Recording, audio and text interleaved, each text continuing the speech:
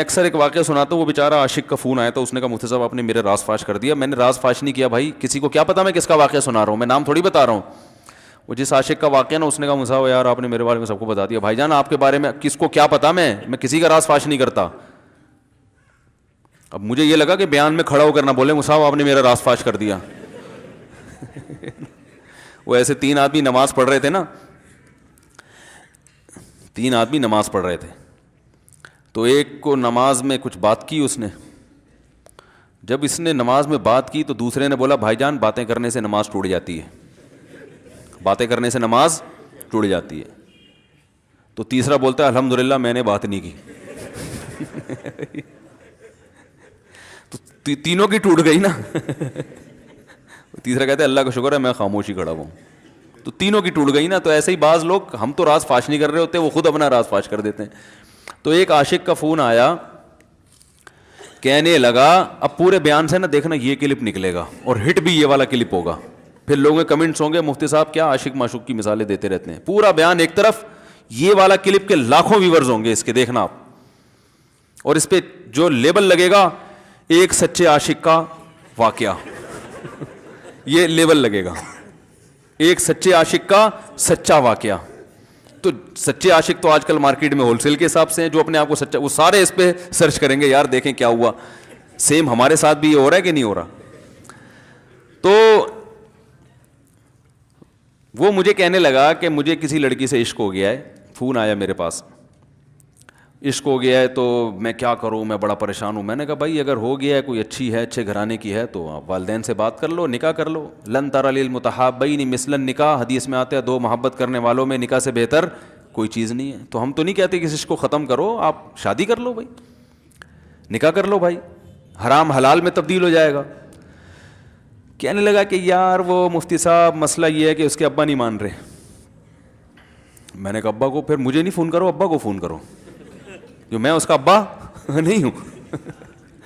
تو پھر ابا کو فون کرو اس کے, یہی اپنی فریاد اس کے ابا کے سامنے رکھو. کہہ رہے یار بہت ٹرائی کر لی, بہت کوشش کر لی, اس کے پیرنٹس ماننے کے لیے تیار نہیں.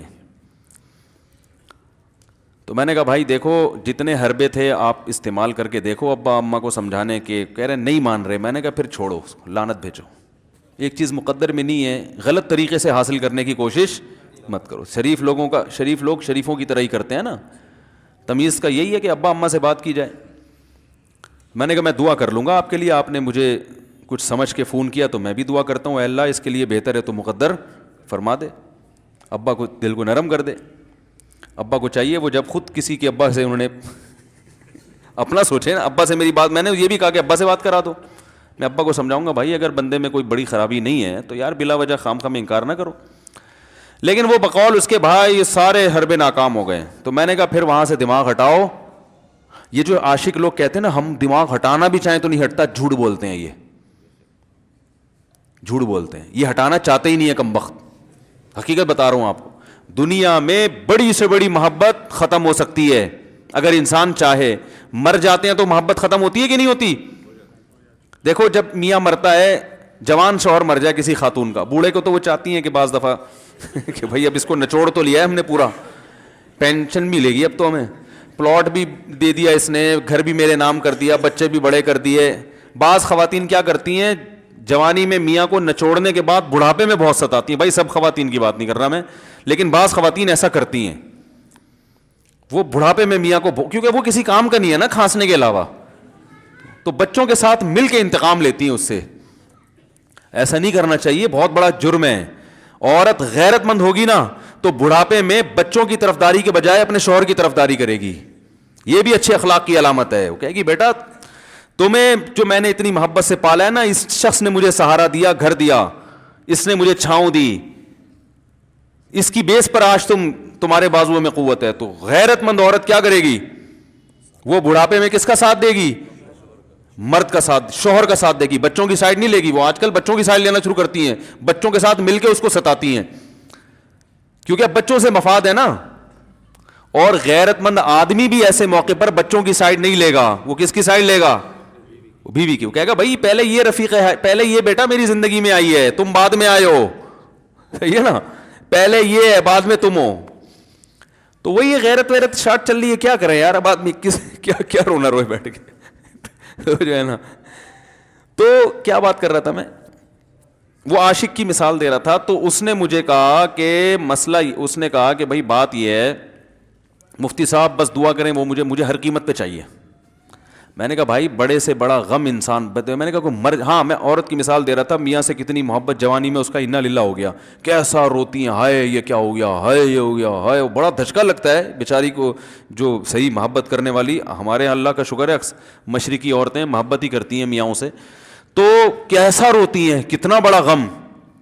تھوڑے دن کے بعد بھول جاتے, بھول بھلائیاں. میں نے یہاں لوگوں کو دیکھا ہے, باپ کا انتقال ہو گیا, ٹینشن سے پاگل ہو رہے ہیں, تیسرے دن ویلیاں لگاتے پھر رہے, بھول گیا ابا کا. مایوس کر دینا جب انسان اپنے آپ کو. تبھی کہتے ہیں نا بچہ گم جائے یہ زیادہ خطرناک ہے, مر جائے یہ کم خطرناک ہے.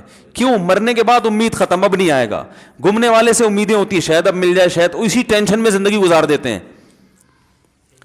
تو عاشق کو چاہیے معشوق کے بارے میں یہ سمجھے کہ یہ میرے لیے مر گیا ہے, ختم, اس کا نمبر بلاک, اس کے بارے میں سوچنا ختم. کچھ دن طبیعت خراب رہے گی, اس کے بعد انشاءاللہ سیٹنگ پہ آ جائے گا. یہ کمبخت چاہتا ہی نہیں علاج کرنا, بار بار اس کی تصویریں دیکھتے رہیں گے, بار بار اس سے بات کرتے رہیں گے, بار بار اس کے بہانے سے اس کی گلی کا چکر لگائیں گے, اور پھر اسی کو سمجھانے کے لیے فون کرتے رہیں گے بار بار کہ میں تم سے محبت ختم کر رہا ہوں, سن لو. حقیقت ہے یہ بھی ہوتا ہے عاشقوں کے ساتھ. دیکھو آئندہ مجھ سے بات چیت نہیں کرنا کیونکہ میں بس یہ آخری کال تھی میری. بھائی جان ضرورت کیا ہے آپ کو یہ بتانے کی بھی آخری کال تھی یا پہلی کال تھی؟ یہ عاشق لوگ کرتے ہیں, حقیقت بتا رہا ہوں. آپ کو کہہ رہے ہو گے مفتی صاحب کو کیسے پتہ چل گیا ہمارے بارے میں بھائی ہم نے پوری دنیا دیکھی ہوئی ہے, دنیا کے ہر آدمی سے ہم ملے ہیں الحمدللہ, اور ہم بھی اسی ماحول میں پلے بڑے ہیں جس میں آپ پل بڑھ کے جوان ہوئے ہیں.